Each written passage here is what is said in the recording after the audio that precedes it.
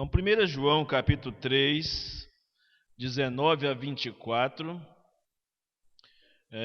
nós vamos falar hoje sobre os efeitos do amor. Os efeitos do amor. Na semana passada falamos do amor como prática, colocar o amor em prática. Quando nós aprendemos a praticar o amor, com atos de bondade, com atos de misericórdia para com as pessoas, quando mostramos compaixão, empatia, solidariedade com as pessoas, nós revelamos que nós amamos a Deus através das nossas ações de amor de uns para com os outros. E o que nós vamos falar nesta noite é que quando nós agimos assim, o que esse amor produz em nós? Essa obediência nossa em praticar o amor, em fazer a vontade de Deus através do amor, e eu destaquei como versículo marcante na semana passada, 1 João 3,16, que diz: nisto conhecemos o amor, em que Cristo deu a sua vida por nós, e nós devemos dar a nossa vida pelos irmãos. E dar a vida pelos irmãos, não, como dissemos na semana passada, não é morrer da forma como Jesus morreu, vicariamente, substitutivamente, na cruz do Calvário, ou uma morte em favor de alguém. Mas é quando nós demonstramos interesse, demonstramos amor, damos o nosso tempo, da nossa atenção, os nossos cuidados para com as pessoas. Aquilo que Jesus disse, estava nu e fostes me ver, estava nu e me vestiste, estava preso e fostes me ver, estava com fome e me deste de comer, com sede e me deste de beber. Esse tipo de socorro, de prestação de serviço que fazemos uns aos outros, quando oferecemos um ombro amigo, para ouvir o irmão, aconselhar, estar do lado dele, ou mesmo ajudá-lo nas suas necessidades de um modo geral. Isso é dar a vida pelos irmãos, é entender a vida do irmão, entender os seus problemas, suas necessidades, se mostrar solidário e compassivo, estender a mão para ajudar. E quando nós fazemos isso, então, acontece o que o apóstolo João diz aqui, do verso 19 ao verso 24. Olha, e nisto conhecemos que somos da verdade, bem como perante ele tranquilizaremos o nosso coração. Pois se o nosso coração não nos acusar, certamente se o nosso coração nos acusar, certamente Deus é maior do que o nosso coração e conhece todas as coisas.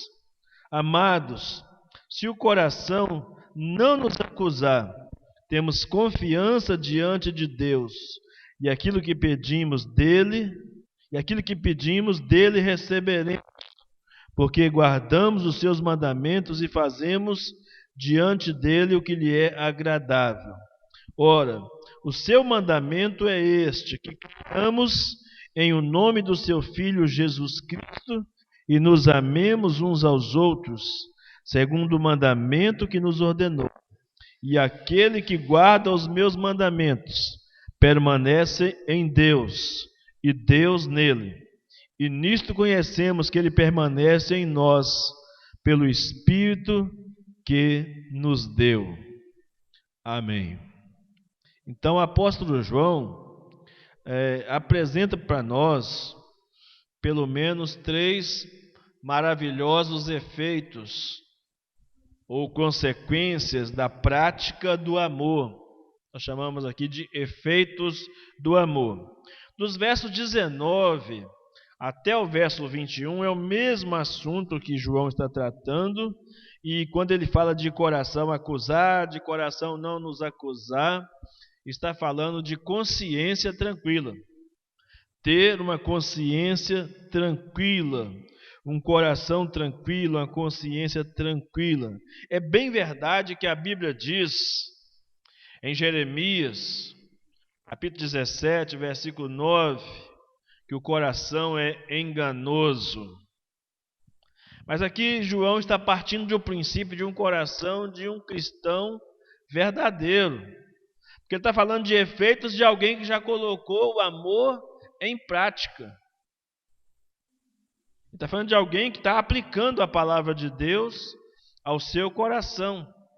Por mais enganoso que sejam os nossos corações, quando nós obedecemos a palavra de Deus, quando andamos em amor, nós experimentamos as consequências, os efeitos desse amor em nossas vidas. E João, no verso 19 até o verso 21, está dizendo que podemos ficar tranquilos quando estamos praticando o amor. Se estamos praticando o amor, é porque estamos dentro da vontade de Deus. E quando estamos dentro da vontade de Deus, João está dizendo que Deus conhece o nosso coração.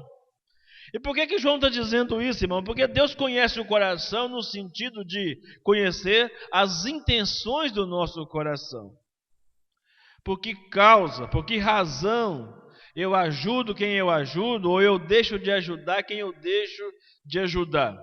Por que causa eu manifesto meu amor aos meus irmãos?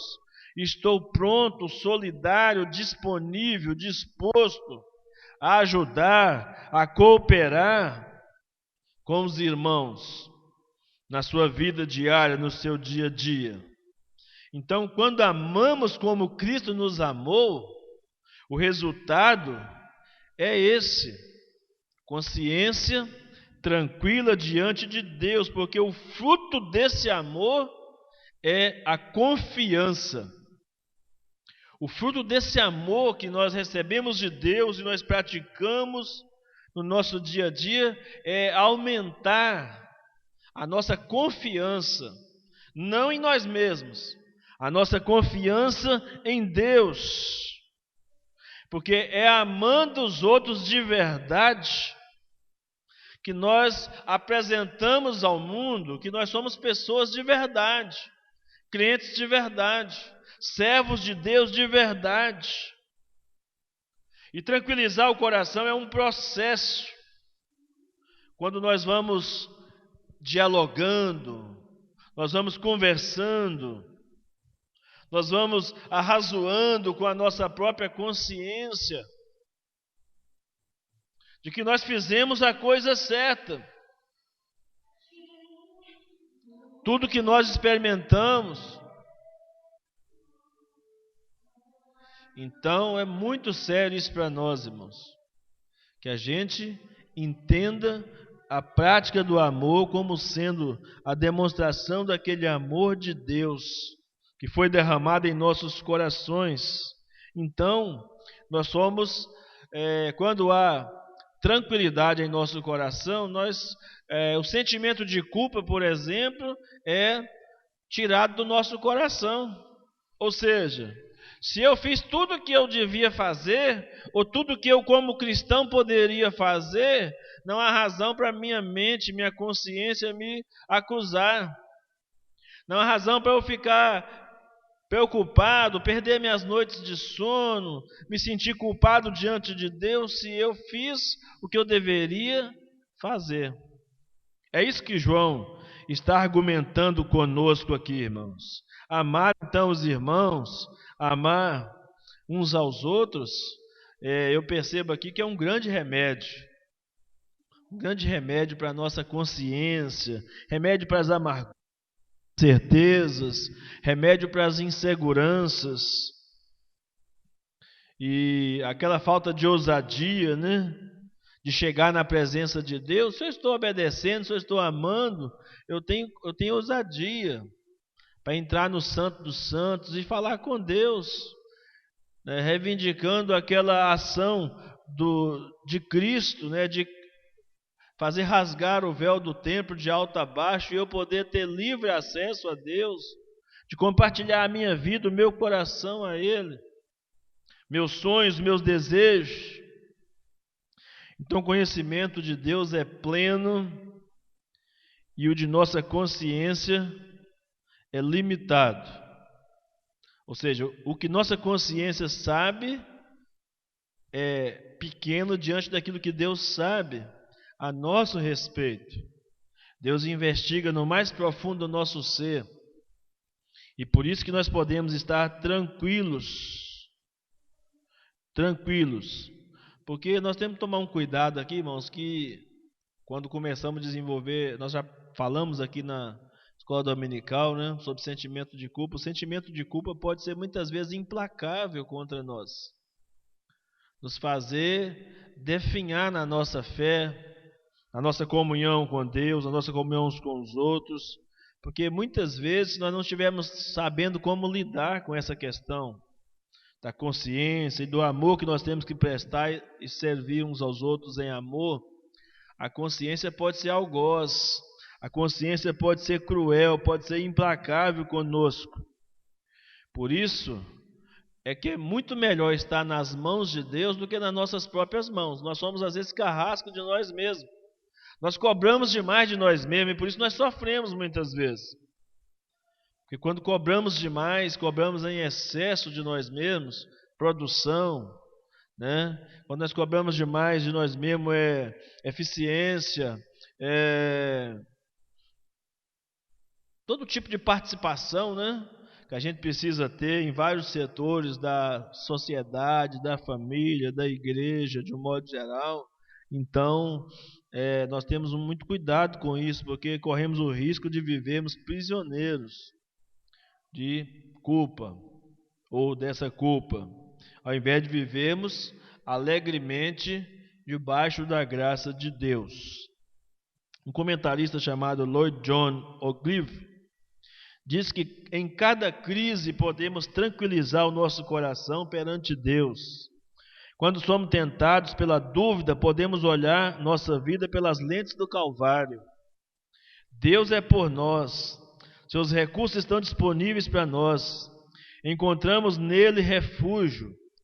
Ele não nos rejeitará por causa do nosso passado, ele nos acolhe em nosso presente e ele é Senhor do nosso futuro. Então, o que nós podemos fazer? Descansar em Deus, porque o que Deus fez por nós, na pessoa de Cristo, e não naquilo que nós podemos fazer ou deixamos de fazer, mas é preciso estarmos convictos que estamos fazendo a vontade de Deus, amando como deveríamos amar, buscando isso a cada dia, para que a nossa consciência seja curada, restaurada, e o nosso coração não fique aterrorizado com o peso das preocupações. A segunda coisa que João apresenta aqui como resultado, como efeito, quando nós amamos, quando nós cumprimos o princípio do amor, o mandamento do amor, João fala de orações respondidas. No verso 22 e 23, ele diz: e aquilo que pedimos dele recebemos, porque guardamos os seus mandamentos. Fazemos diante dele o que lhe é agradável. Ora, o seu mandamento é este, que creiamos em nome do seu Filho Jesus Cristo e nos amemos uns aos outros, segundo o mandamento que nos ordenou. Olha só, guardar os mandamentos e fazer-lhe o que é agradável não são base meritória da resposta das nossas orações. Não é por causa disso. Elas são condições indispensáveis, mas não são a causa. A causa é Cristo. A mediação é de Cristo. A condição é essa, mas a causa não é essa. A condição é que eu guarde os mandamentos e que eu faça o que é agradável aos olhos de Deus. Essa é a condição. Mas o que traz os benefícios, as respostas das minhas orações é a mediação de Cristo. É o que Cristo fez por mim. Ele diz: creiamos em o nome do seu Filho Jesus Cristo. Fazemos o que fazemos, guardamos os mandamentos, pedimos a Ele, recebemos o que pedimos, porque nós cremos no nome do Senhor Jesus Cristo. Não é a força da oração, está no objeto da nossa oração, ou seja, é a quem nós oramos. Quando a gente canta aquela canção, eu creio no poder da oração, não é que existe um poder místico, não é que existe um poder sobrenatural na oração. Tanto faz você orar em voz alta, orar em silêncio, orar baixo, orar ajoelhado, orar sentado, em pé. Não é na forma, é o conteúdo da sua oração, mas o direcionamento. Para quem foi essa oração? A quem você dirigiu essa oração? Isso é que é fundamental para o nosso entendimento. Orações são respondidas como efeito, como resultado. E a condição é que nós guardamos os mandamentos e pedimos para a pessoa certa, que é Jesus. Mas o que traz a resposta é Jesus. É Ele que traz a resposta para as nossas orações, né? Por isso que nossas orações, a nossa obediência e as nossas orações devem estar submissos aos mandamentos dEle, à vontade dEle para as nossas vidas. É por isso que nós terminamos as nossas orações dizendo em nome de Jesus, ou seja feita a tua vontade, né? Se eu estou fazendo a oração correta, eu não preciso ter dúvida de dizer, ó Deus, se for da tua vontade. Não, eu preciso entender que o que eu estou pedindo é de acordo com a vontade de Deus. Está relacionado com a palavra dele. E se ele quiser, ele pode fazer. Ele é Deus. Aqui não é se ele pode fazer, é se ele quer fazer. Ele é soberano para fazer ou não fazer. E a gente canta isso com frequência, né? Se Deus fizer, Ele é Deus. Se não fizer, é Deus também. A gente tem orado, eu tenho orado, por exemplo, pela minha saúde, pela minha pressão. Ainda não tenho visto os resultados, mas eu continuo orando, sabendo que se Ele quiser, Ele pode me curar. Ele pode controlar, pode usar os remédios, pode curar de maneira sobrenatural, pode fazer o que Ele quiser. E pode até não curar se Ele não quiser. Porque Ele é Deus. E Ele está no controle, está no comando de todas as coisas. Mas a base das orações respondidas, a base é a mediação, o mérito é todo de Cristo. Essas orações são apenas efeitos ou resultados, essas respostas, resultados de nós andarmos de acordo com os mandamentos do Senhor. A obediência a Deus é uma evidência de que nós estamos andando de acordo com a vontade dEle para as nossas vidas. Então, se você quer ver as orações respondidas, precisamos orar ao Pai, precisamos orar para a glória do Pai, precisamos orar em nome de Jesus Cristo, precisamos orar no poder do Espírito Santo e de acordo com a vontade dEle. Essa é a razão para as orações serem respondidas. E em contrapartida, o que eu faço? Levo uma vida limpa, pura, santa, coração livre da mágoa, ou seja, para que não haja impedimentos em nós, que as razões de responder ou não responder às nossas orações estejam em Deus, e não em nós, na nossa desobediência, no nosso fracasso, nas mágoas, nos ressentimentos que nós guardamos no coração, na falta de perdão. Que todas as razões estejam nele. E para isso precisamos obedecer os seus mandamentos e crer nas promessas. Para que a gente também não dê uma onda, uma crise daquela de autocomiseração. Também um miserável, um pecador assim igual eu, um cara duro de coração igual eu. Deus também não poderia responder, não poderia fazer isso, não poderia fazer aquilo. Para que eu não atribua isso e dizer que Deus é um Deus vingativo, no sentido de Deus estar querendo me punir por causa disso.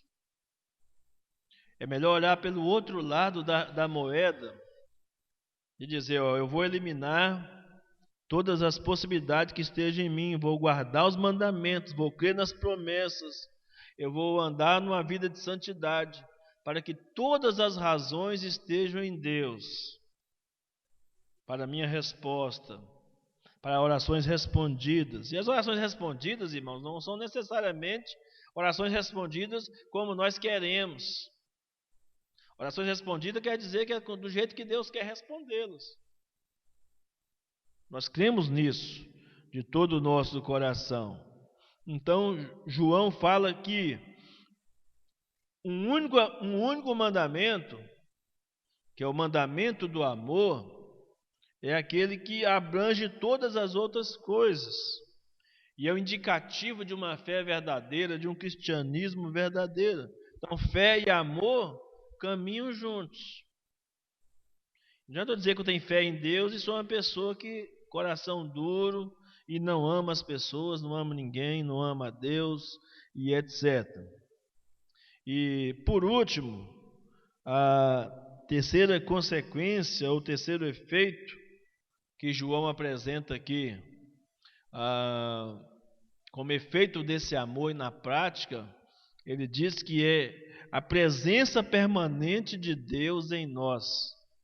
É ter a certeza da presença permanente de Deus em nós. Como? Através do Espírito Santo.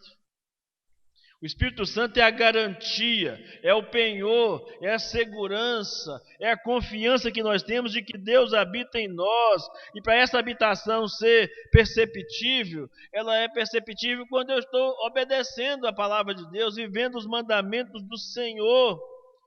A obediência a esses mandamentos é uma condição e uma evidência ao mesmo tempo de que nós permanecemos em Deus e de que Deus permanece em nós. Não dá para pensar ou planejar que alguém permaneça em Deus se não está vivendo em conformidade com os seus mandamentos. Então, permanência em Deus não é uma experiência mística. De vez em quando a gente tem aquela tendência, né, de achar, estou me sentindo assim meio vazio, meio frio, meio desanimado, não estou sentindo nada, estou lendo a palavra, e eu fico sempre, quando eu estou lendo a palavra, fico pensando naquilo que os discípulos no caminho de Emaús falaram, né? Não nos queimava o coração quando ele falava conosco. Mas será que toda vez que eu vou ler a Bíblia, eu vou estar movido por um sentimento que vai queimar o meu coração, vai me fazer arder, inflamar? Não necessariamente.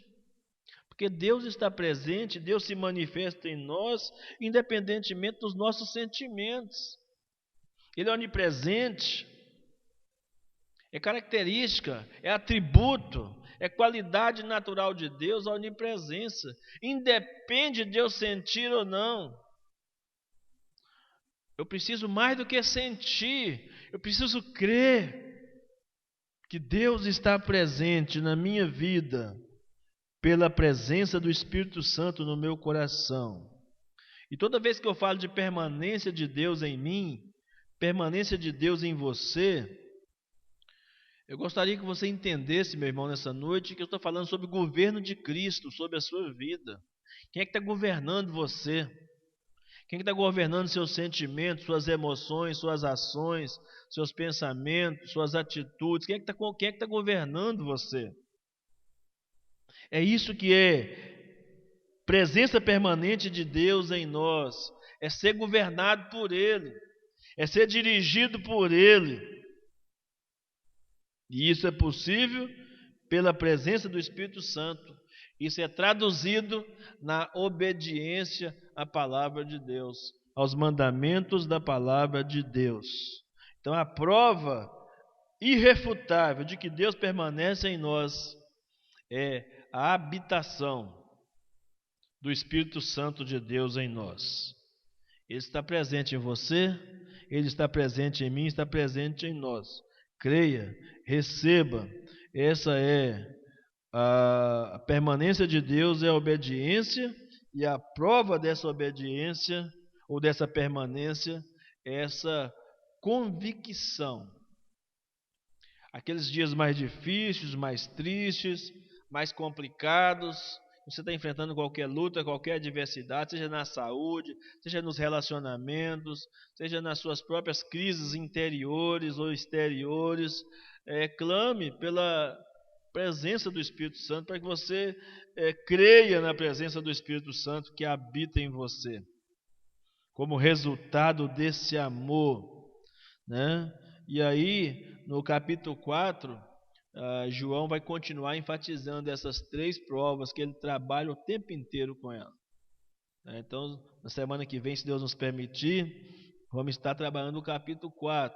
Né? E novamente João vai enfatizar a prova doutrinária, que é a fé em Cristo, a prova relacional, que é o nosso amor aos irmãos, e mais uma vez ele fala da prova moral, que é a obediência aos mandamentos. João trabalha toda a sua carta assim. Então, vamos levar isso como lição para as nossas vidas nessa noite, levar para os nossos lares, né? Os efeitos desse amor, os efeitos da ação desse amor de Deus em nossos corações, né? Consciência tranquila, vamos para casa com a consciência tranquila. Consciência tranquila. Vamos para casa sabendo que Deus responde às nossas orações e que as razões estejam em Deus e não em nós. Não existe oração forte, oração de alguém que é mais forte do que a oração de outra pessoa. Existe eu estar vivendo a vontade de Deus e confiar de que Ele intervém quando Ele quer, na sua soberania, no seu poder, e a certeza da presença permanente de Deus em nós, através do Espírito Santo. Você tem um elemento que às vezes é esquecido na vida dos crentes, é essa presença do Espírito Santo. Vivendo como se o Espírito Santo não vivesse dentro de você. Vivendo como se não tivesse um Deus habitando dentro de você. Há um Deus habitando em você. Ele é o Espírito Santo. Amém? Vamos orar.